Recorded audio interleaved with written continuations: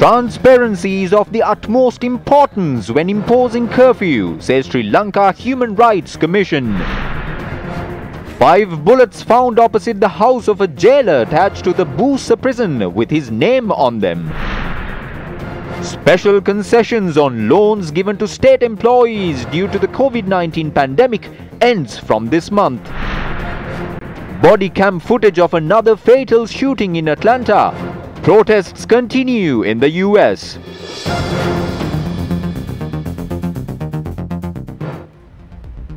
Good evening and welcome to Primetime News on TV1. On to those stories in detail. The Sri Lanka Human Rights Commission informed the government that transparency is essential in declaring curfew and all other forms of restriction of movement. The Commission sent a letter on this matter to the Secretary to the President, Secretary of Defence and to the Acting IGP. The Human Rights Commission highlights that the proper authority appointed by the Minister of Health only has the power to restrict movement of people over diseased localities, and adds that such is not conferred with the power to impose island-wide curfew. The Commission, however, recognizes the need to restrict freedom of movement in the interest of public health and public order during an extraordinary health emergency such as that facing the country at present. The letter points out that the Commission had received expressions of public concern regarding the legality of the matter in which curfew is imposed. The Human Rights Commission recommends 2 ways in which the imposition of curfew can be regularized. The President could declare a curfew by order gazetted under Section 16 of the Public Security Ordinance. The Commission adds that a declaration of a state of emergency is not required to issue such an order. 2. The Minister could make regulations under the Quarantine and Disease Prevention Ordinance to prevent movement over diseased localities. However, this provision does not confer authority to the official appointed by the Minister to impose an island-wide curfew. The Commission adds that although the current curfew is purportedly declared by the police under the Quarantine and Disease Prevention Ordinance, the declarations are not available in the public domain.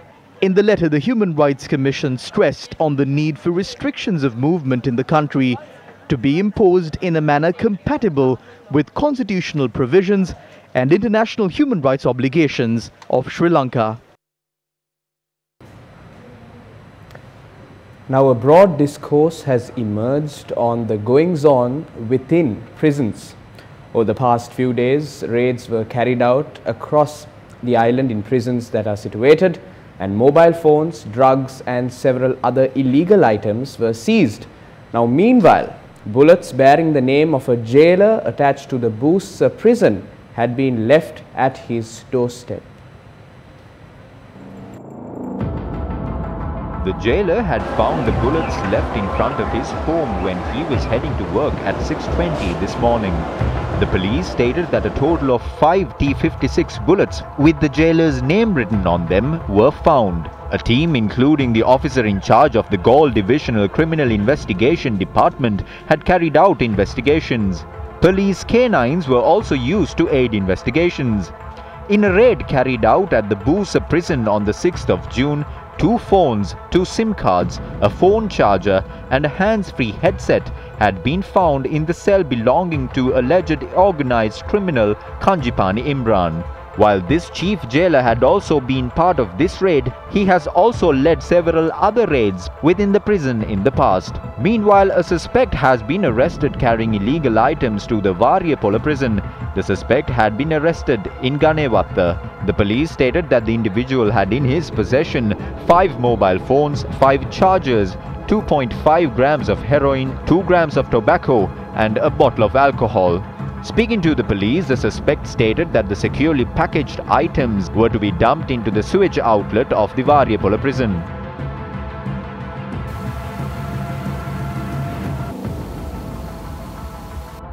Due to a tussle that broke out at the scene, a police officer had also sustained injuries from a sharp tool wielded by the suspect. The 25-year-old suspect is a resident of Pansiagama and is set to be presented to the Kurunagala Magistrate Court tomorrow.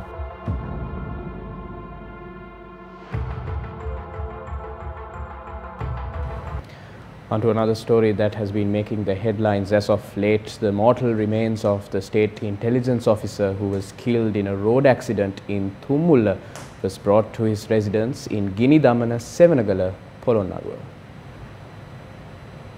Police Constable Dulitha Yomal Alahaperuma, a father of two, was 22 years old when he passed away. Dulitha, who served in the police for 2.5 years, was recently instrumental in preventing the theft of 7.9 million rupees from the National Hospital. He left on the 10th of February. He didn't come home after that. He said he would return home after the 15th. On the 11th, he called me at 7:30 in the night and said that he would get late to come home as he has some official work to finish.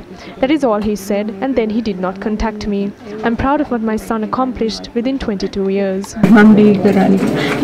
According to our correspondent, many villagers paid their last respects to his remains.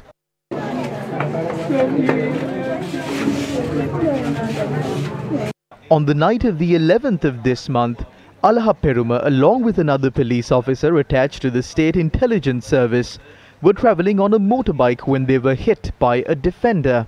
When the case was taken up before the Colombo Magistrates Court today, the additional magistrate ordered for Tharindra Ratwatta, the driver of the defender, to be remanded until the 19th of June. Prison officials informed court that the suspect is currently being held at the Dumbara hospital. They added that he is in the custody of prison officials. The additional magistrate ordered for the suspect to be produced before the judicial medical officer. Attorney at law Kalinga Indatissa, who appeared on behalf of the suspect, submitted that the accident was not intentional. He added that his client is ready to pay a reasonable amount in compensation to the family of the deceased police constable as well as the injured police officer.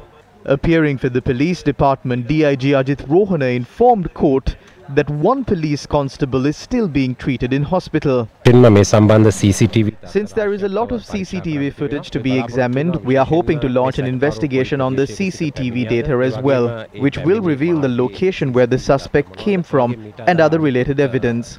The other police constable who was injured in the accident is now receiving treatment at the National Hospital. We still haven't received a statement from him. We are hoping to conduct this investigation after taking a statement from him. According to the breathalyzer test, the suspect was found to be under the influence of alcohol. We have presented the breathalyzer device and the report to the court.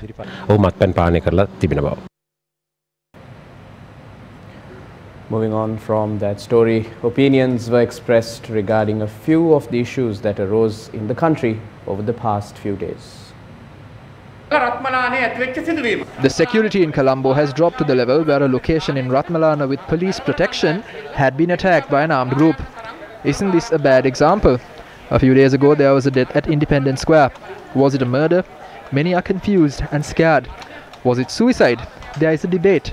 The deceased Rajiva Jayavira is one who expressed opinions against corruption. He is one of those who express many opinions about the MIG deal and the loss that the government will have to face as a result. Is it possible that nobody saw him until this person came to Independence Square and the time that the death happened? All CCTV cameras had been made inactive on that day. It was apparently due to a natural reason. Looking at the way he has died, he has shot himself in the mouth. There is a big problem now whether those who arrive for a protest but do not protest can be taken away. What does all this show? This shows that there is a threat.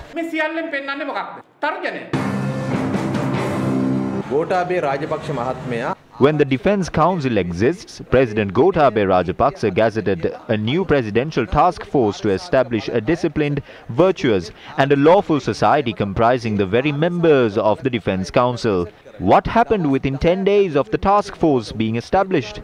The protests by the frontline socialists were attacked. You saw how the people were thrown into trucks like bags of vegetables.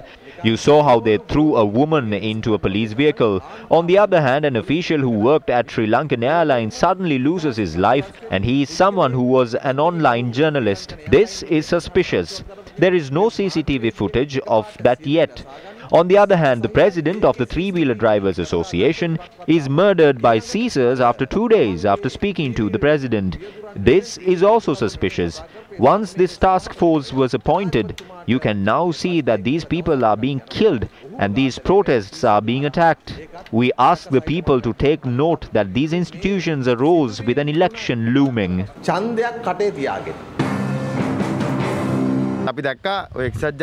We saw what the UNP did during their last stint in the opposition when Mahinda Rajapaksa was the president. They took situation and politicized them. The Tajuddin matter is an example.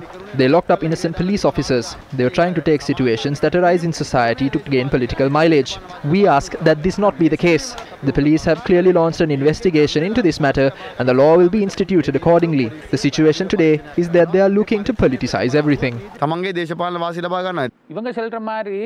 Rajiva Jayavira has left a suicide note before taking his own life. Don't politicize everything. Has nothing like this happened previously? When a policeman killed a person on the 4th floor in Ambilipitia, was Gotabe responsible for that? Things like this will happen. The underworld must be controlled, drugs must be controlled.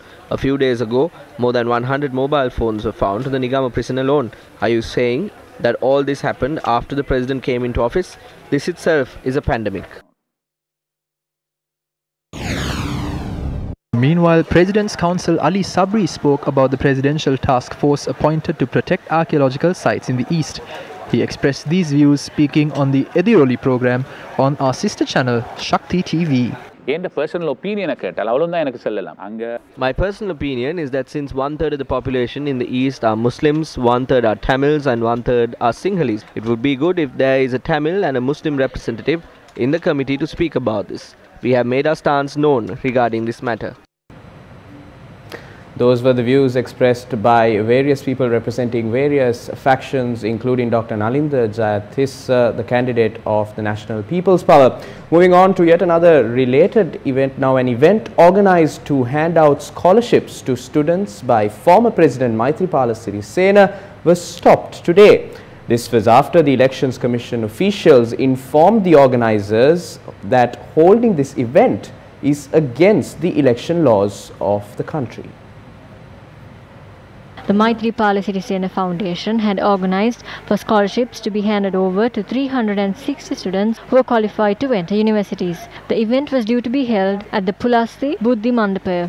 However, Elections Commission officials informed the organizers that as the former president is a candidate contesting for the upcoming general election, attending such an event would be a violation of election laws. Although the former president was already present at the event, on being notified of the possible election law violation, the former president informed the attendees that he cannot attend the meeting and left the premises. I will leave this premises. The prizes and certificates that were to be distributed among you all will be taken from here as well. I wanted to use this event to distribute valuable gifts and prizes, but a complaint has been filed against this. Officials of the Election Commission have come here. They informed me that hosting this event would violate election laws in the country. I will not violate the law. I deeply regret the inconvenience caused to these children. The certificates and prizes will be delivered to your homes after the 5th of August.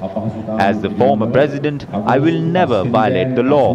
I am sad as the students present here today had come here from across the district. Dear children, don't be disheartened. Be courageous.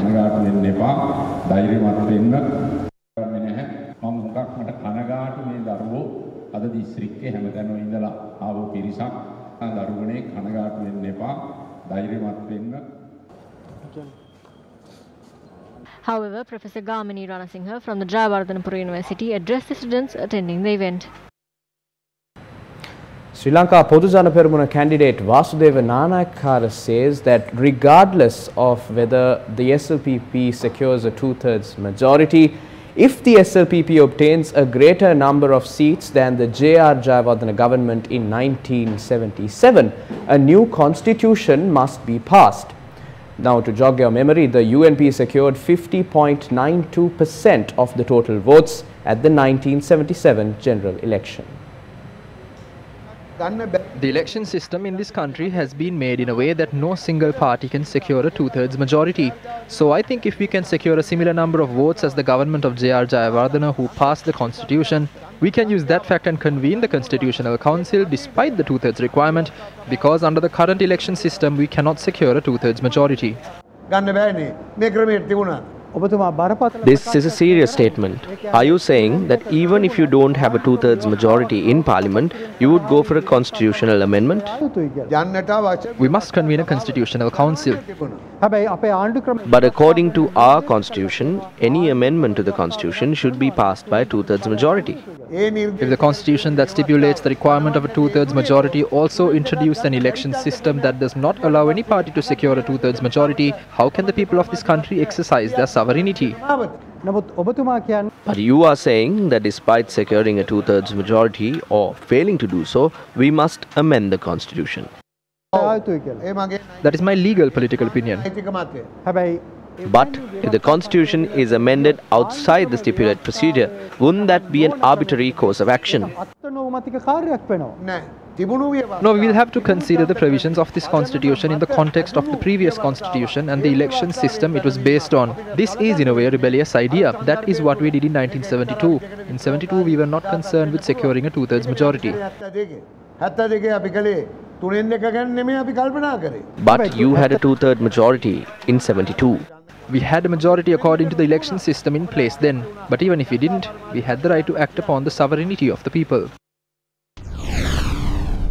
As the heat of the elections increased daily and while politicians continue to speak about their powers, here are issues faced by the public sector and the general public. The relief granted members of the public sector on loan repayments ends this month.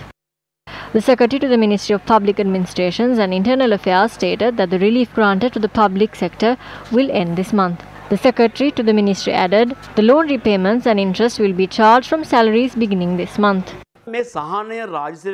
This relief was provided to members of the private and public sectors only for the month of April and May. This is unfair. They should have granted this relief to government servants for 3 months at the very least. The government stated that the relief will be granted for 3 months at the very least. They even issued a number of circulars on this matter. The cabinet had decided that they will carry this on up until further notice. It is at a time like this that they have decided not to carry on this benefit in June. They have issued circulars.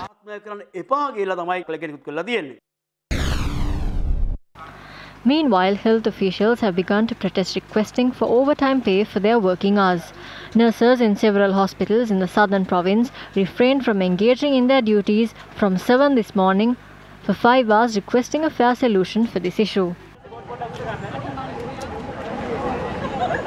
The Government Nursing Officers Association said nurses from all hospitals from the Hambantota district and nurses from the Kamburupitiya Base Hospital in Madara refrained from engaging in their duties from 7 a.m. this morning till 12 noon. Several nursing officials expressed the following views during a protest staged at the Kamburupitiya Base Hospital. It was this administration that paved the way for this destitute state of the Kamburupitiya Base Hospital's nursing staff. All the concessions we were promised at the start of the spread of the COVID-19 have now been slashed. Engaging in our duties for 24 hours straight is not something that is easy. All other state officials were at their homes. We are not asking for additional allowances. Please do justice for our commitment. Meanwhile, junior officials of the Balapitiya Base Hospital in Gaul also voiced their opposition against this issue.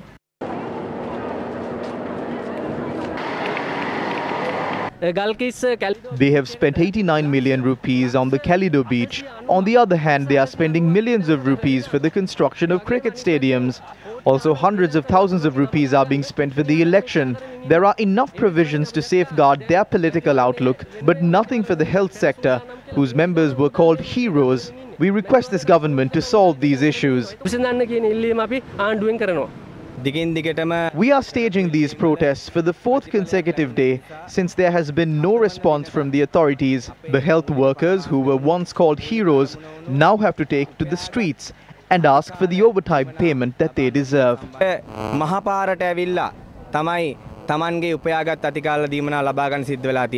Nurses who engage in the protest staged by the Tissa Maharama Base Hospital say that authorities should have taken steps to provide the allowance they were promised.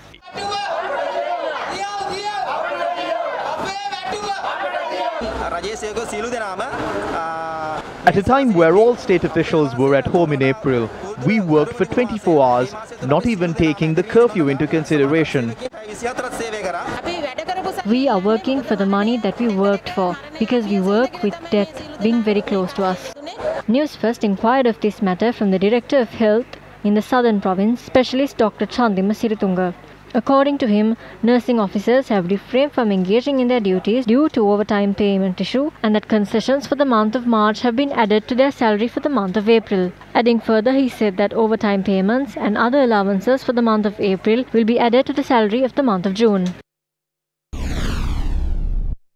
A group of estate workers today complained that despite waiting for over 2 weeks, they have still not received their 5,000 rupee allowance. This is how the state employees gathered outside the Hatton Dikoya 319J Grama division today. The second phase of the payment of the allowance is being conducted for the people living in estates by the Norwood Samruddhi office. The employees of the Wanaraja estate were also informed to come to the office. The estate workers alleged that although they visited the Grama Niladhari office daily for the past 15 days, they have still not received the allowance. We come here with the hope that we will get the 5,000 rupee allowance, but they still have not decided on this yet because when we called the Grama Seva officer, he asked us to wait here and they will inform. We contacted the manager of the Norwood Samruddhi office for a response to the allegations raised by the estate employees. The manager hung up on us after saying that he will look into the matter. Wilson, good morning. Fine. It may අර මිනිස්සු දවස් දැන් පළවෙනිද ඉඳලාම දිගටම මිනිස්සු ඇවිල්ලා මේ මිනිස්සුන්ට සල්ලි හම්බුන්නේ නැහැ කියන මිස්ටර් විල්සන් ඇයි මේ මිනිස්සු ඇවිල්ලා මේ මිනිස්සුන්ට සල්ලි හම්බෙන්නේ නැත්තේ?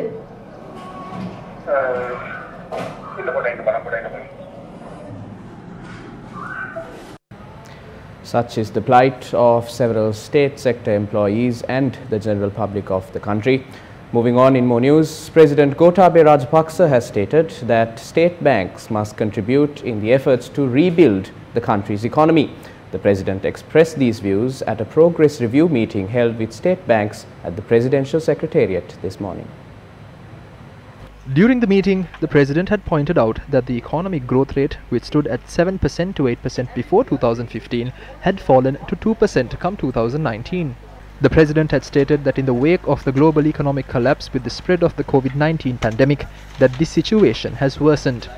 The President explained that in the current context, it is the responsibility of the state banks to understand the situation and contribute to the country's economic revival. The President's media division stated that the aims and objectives of a country cannot be fulfilled by charging interest rates of 2-digit values and that this must be lowered to a single-digit value to contribute to development. Bank of Ceylon එක තමයි මූලිකවම අපි කියලා තියෙන policies අපිටත් ඉස්සෙල්ලා ක්‍රියාත්මක කරන්න ඕනේ බැංකුව. දැන් මම දන්නවනේ මේ බැංකුව වල මම කාටවත් කියන්නේ මගේ. Be the plantation sector or bus drivers, they complain that there is not enough support from the banks.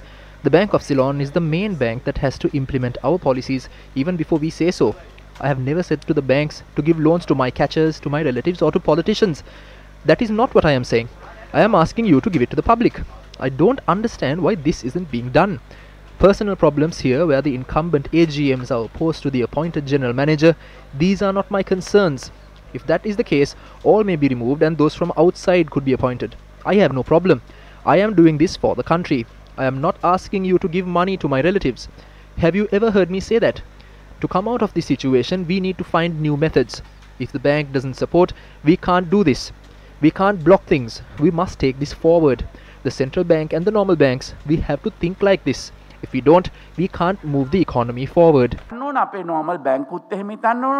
ඉතින් එහෙම හිතන්නේ නැතුව මේ economy එකෙන් ගොඩ ගන්න බෑ. ඉතින් මේ situation එකෙන් ඉස්සරහට යන්න නම් ඔයගොල්ලෝ ඒ ගැන හිතන්න ඕනේ. හිතලා ඒකට කරන්න ඕනේ මේ විදියට. During a media briefing convened by the Samagi Jana Balawega today, party candidate Niroshan Padukka made a revelation.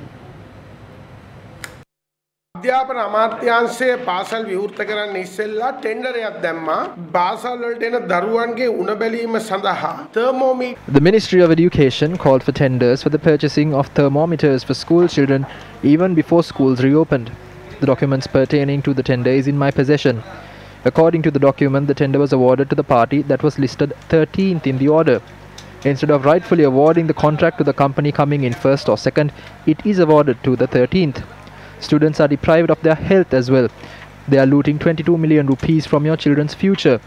The government that is trying to reopen schools is looting from our children through the purchasing of thermometers. It is clear that the government is doing business under the guise of corona. උණ බලන යන්ත්‍රේනුත් හොරකම් කරනවා. ලක්ෂ 200යි. නිසා බොහොම පැහැදිලි අපි කියනවා රජයේ බිස්නස් එකක් කරනවා කොරෝනා හරහා. Meanwhile, former Minister of Education Akila Viraj Karyavasam expressed the following views regarding the provision of computer tablets for children. දැක්ක අධ්‍යාපන අමාත්‍යාංශයේ උසස් පෙළ ආරම්භ කරන දින නියම කරලා තියෙනවා කියලා. නමුත් ඒක මනා සොයා බැලීමකින් The Ministry of Education has set dates for the advanced level examination without doing a proper analysis of the prevailing situation. Can schools cover the syllabus during such a short time? I reiterate, school children should be given tabs. You must understand the value of this. The tabs that have already been ordered, I think about 300,000, should at least be given to A-level students. නැත්නම් ලක්ෂ 3ක් ගැනීමේ මුදල් අපි වෙන් කරලා තිබුණ නිසා ඒවා ලබාගෙන මං හිතන්නේ උසස් පෙළ දරුවෝ සඳහාවත් මේ ලබා දිය යුතු. There are several allegations that were raised against the former Minister of Education Akila Viraj Karyavasam over the project to distribute tab computers to A-level students. Around 5 billion rupees was allocated from the 2017 budget for this project. A cabinet document was submitted to increase the value to 6.78 billion rupees. Around 7 billion rupees was to be spent to provide tab computers that were outdated. The additional secretary in charge of tenders at the Ministry of Education also highlighted discrepancies in the tender process followed during this project. Shouldn't proper investigations be launched into matters such as this, where attempts were made to waste public funds? The government is preparing to construct the proposed light railway project from Malabe to Colombo as a public-private partnership. During the tenure of the previous government, the Japan International Cooperation Agency or JICA had agreed to provide loans for this project.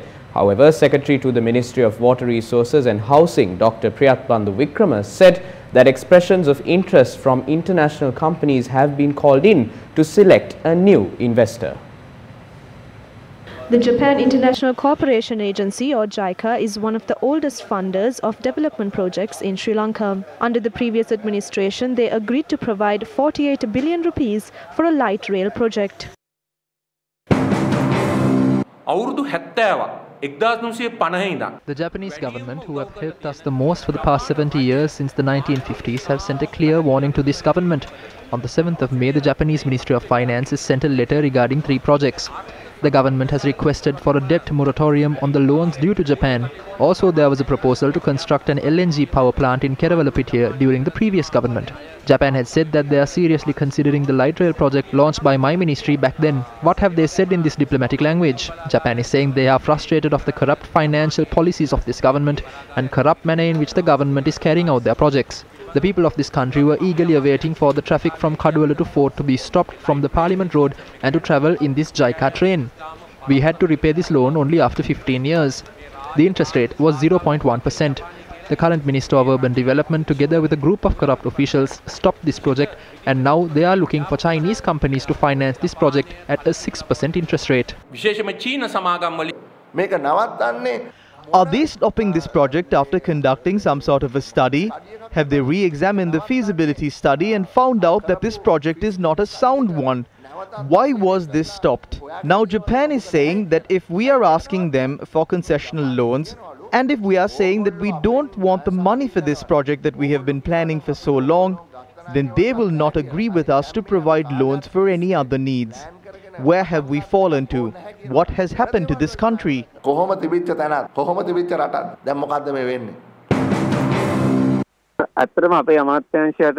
The light rail project with JICA is being conducted under our ministry. Since the new government came into power, they decided to implement this project as a private-public partnership. So, as the government has decided not to obtain a loan for this project and to implement it together with the private sector, the loan agreement with JICA will not affect that decision.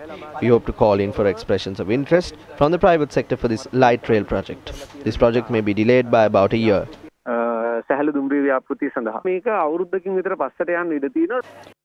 We questioned the secretary to the ministry as to whether a new investor for the light rail project has already been selected. We have not made that decision yet. We are preparing documents to call in for expressions of interest from international companies. We will select a company that participates in this process. We want a clean parliament. We want a clean government. Think before you vote.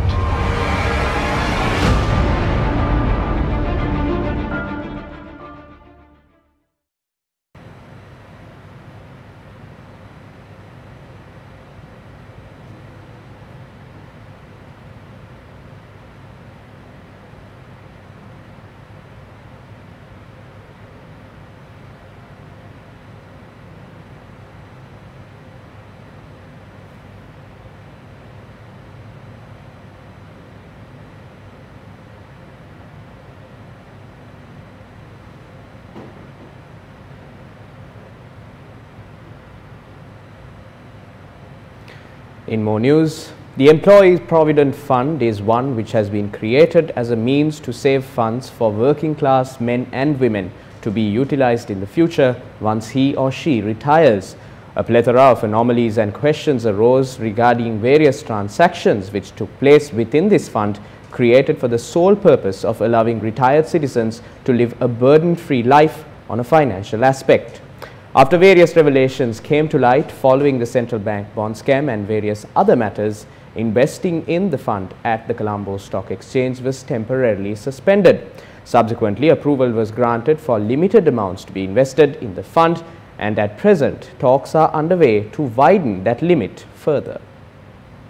Various newspapers reported today that the chairman of the Securities and Exchange Commission had met with the governor of the central bank to hold talks regarding the matter. According to the newspaper reports, the discussion between the chairman of the SEC and governor of the central bank had centered around how such a move would not only increase the returns obtained by members but also would support to strengthen the capital market. Also, we saw a jump in the stock market.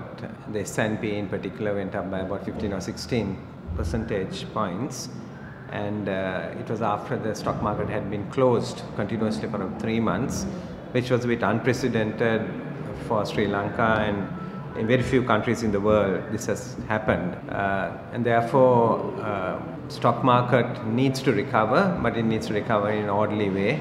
Any attempt to pump up the market or manipulate the market will be futile, and it should not be done. I understand there has been some discussions, particularly given the previously bad track record of using Employee Provident Fund, EPF funds, manipulating the stock market, and also grave loss to the Employees Provident Fund users during the past Rajapaksa era. It should be, EPF funds should be used very transparently in a very open manner with an approved investment plan, and giving the necessary flexibility to traders within that. We are in a very difficult period, and therefore the financial sector must be built, but actually firstly confidence needs to be built. People such as Ajit Niwad Cabral and Nalaka Godaheva have commenced businesses as usual. The entire country is aware that the stock exchange did not operate for nearly 3 months. Against such a backdrop, where other stock exchanges in the world too are facing a slump, the stock market in Sri Lanka is rising. What are they attempting to do here? During Mahinda Rajapaksa's tenure, they followed a pump and dump method, which is essentially increasing the prices of the stock market artificially. Thereafter, the poor people in the country are motivated to invest in the stock market. After they purchase stocks, they drop that artificially increased price. The people who invested will then suffer the loss. There are several more economic assassins. They have begun their old games. තවත් ආර්ථික ඝාතකයෝ කීප දෙනෙක් ඉන්නවා. මේ ආර්ථික ඝාතකයෝ සියලු දෙනාම එකතු වෙලා මොකද්ද කරන්න හදන්නේ? නැවතත් පරණ සෙල්ලම් ටික පටන් අරගෙන තියෙනවා. Meanwhile, the Central Bank of Sri Lanka has launched a liquidity scheme worth 20 billion rupees to support the non-bank institutions which are currently cash-strapped due to COVID-19. We just heard that the Central Bank of Sri Lanka is going to provide 20 billion rupees in liquidity support to leasing companies and non-bank financial institutions from the Deposit Insurance and Liquidity Support Fund. Any amount of liquidity support right now is welcome because already there are large NPLs and the collections of leasing and finance companies, non-banking financial institutions in the last 3 months have been abysmally low. In fact, even in the large companies, we are told that the collections have fallen between 30 to 60%, and in the smaller companies, the collections have fallen between 70 and 80%. So obviously, there is going to be a huge liquidity crisis among the smaller finance and non-banking companies. Central bank governors such as Arjuna Mahendran looted the central bank. Many people, starting from Ajit Niwad Cabral, plunged several institutions and funds such as the CBSL and the EPF into chaos. Indrani Sugadadasa tendered her resignation, claiming she cannot carry out her work while being influenced. The central bank remained silent until deals were struck within the stock market and the EPF was looted. The financial institutions in the country are in a crisis because the central bank has not carried out its responsibility. They have obtained money from depositors, wasted them, and now investors are helpless. All those who held the post of finance minister in the country and also all the officials of the central bank should be held accountable for the losses that the people are suffering now. We urge the government to protect investors and also to ensure that financial institutions are consolidated.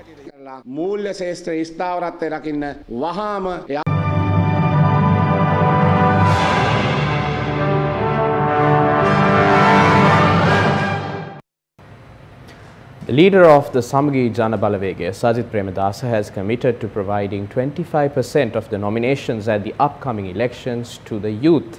He stated this at the formal launch of the youth wing of the Samagi Jana Balawegaya. The formal launch of the Samagi Taruna Balawegaya, the youth wing of the Samagi Jana Balawegaya, was held at the party head office premises today. The event, which was held with the participation of party leader Sajith Premadasa, also saw the participation of several other political leaders. අපි මීට ඉස්සෙල්ලා අපි එක්සත් ජාතික පක්ෂයේ අපේ මහගෙදර ඉන්න අවස්ථාවලදී උත්සාහ කරා මේ රටේ තරුණ බලවේගයක් ඇති කළා. Previously, when we were in our parent party, the United National Party, we tried to establish a youth front and make a change in our country's politics. For some reason or the other, we were unable to do that. Here we are starting a new journey. I think former President, late Ranasinghe Premadasa, and my father, the late Gamini Dissanayake, must be blessing this party from wherever they are. තරුණ බලවේගයට ඒ ආශිර්වාදය ලබා දෙයි. 1948 වතුකරේ ඉන්න දෙමළ කතා කරන උදවියට තමන්ගේ ඡන්දය අයිතිය නැති වුණා. 1955 එක භාෂාවක් රාජ්‍ය In 1948, the Tamil people of the hill country lost their right to vote. In 1955, they said one language must be made the official language. 3 decades later, the children of those who brought in those policies changed them. But when that change happened, blood was spilled and people had lost their lives. In 1960, we spoke of Catholics taking over and scared the burgher population. In 1970 and 71, we saw strife between classes in the country. In 1983, we saw issues between races. Then in 88, 89 and 2014, over every decade, the youth of this country have faced this kind of situation. In all of these periods, the action of the youth had not been in the right direction. The energy and the strength of the young people were directed in the wrong way.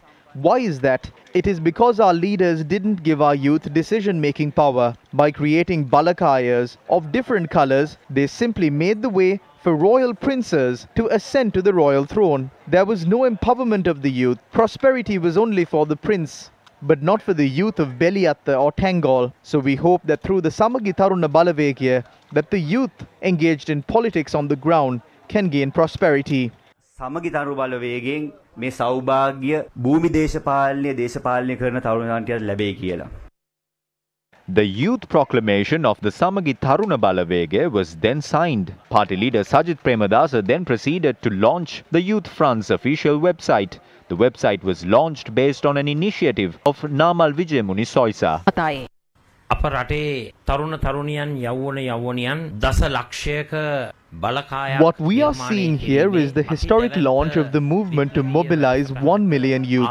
The youth of this country, as usual, has been used as a political football throughout history. We have seen and heard of countless times where the voice of the youth has been suppressed and fallen into the hands of a few political leaders. The Taruna Balawegya must create a youth revolution and act radically. For the first time, we have given this youth front absolute freedom to make decisions. Positions within the Taruna Balawegya will not be given merely because of close relations with the leadership. The organization has been subject to complete democratization. Normally in politics, the leaders, based on their preference, appoint individuals to hold various positions. We have seen a shining example of this in the National Youth Front a few decades ago. We have completely abandoned that philosophy. We must not make the phrase empowering the youth a mere lie. We must carry out this plan truthfully on the ground. The government has instructed the acting IGP to return all vehicles impounded during curfew imposed to curb the spread of COVID-19. This was announced in a statement issued by the President's Media Division. In news from overseas, now 2 Indian High Commission staffers missing in Islamabad since earlier this morning are in the custody of the Pakistani Inter-Services Intelligence. According to foreign media, the Ministry of External Affairs has summoned the Pakistan envoy. New Delhi has complained to the Pakistan government after the staffers, both drivers, went missing. The incident comes weeks after 2 Pakistani officials at the Pakistani High Commission in New Delhi were accused of espionage and were deported. The 2 worked in the visa section in Delhi and were allegedly caught in the act of spying. Several top Indian diplomats in Pakistan have also been aggressively tailed in Islamabad over the last several days, and India has protested against the excessive surveillance. Foreign media reported the latest incident comes weeks after the vehicle of India's Charge d'Affaires, Gaurav Ahluwalia, was chased by an inter-services intelligence member. A bike-worn man was seen following Ahluwalia's car.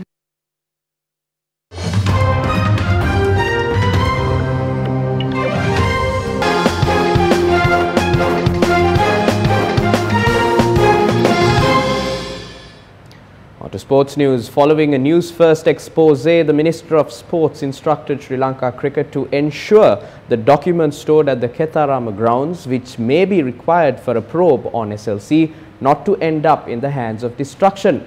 Now, we reported that a proposal had been submitted to the Executive Committee of Sri Lanka Cricket on the 30th of March 2019 to destroy these documents to clear up space. The Minister of Sports and Youth Affairs in a statement today said instructions were given to officials following a report aired on the primetime news bulletin on our sister channel Sirasa TV on the 11th of June.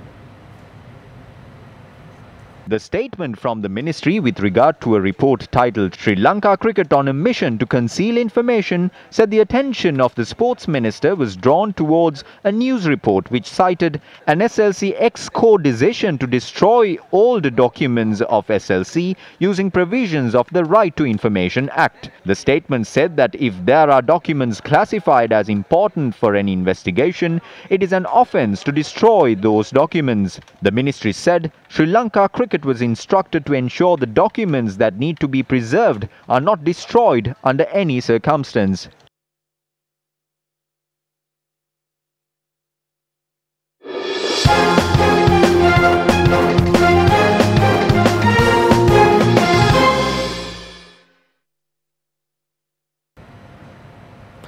We leave you tonight with the officials of the Mercantile Investments and Public Finance PLC bringing to us their rendition of the Nagitimu Sri Lanka theme song, followed by the Face the Nation program. I'm Jaima Ratnayaka for the Newsfirst team, along with our sign language interpreter Brian De Cruz. Take care, stay safe, and good night.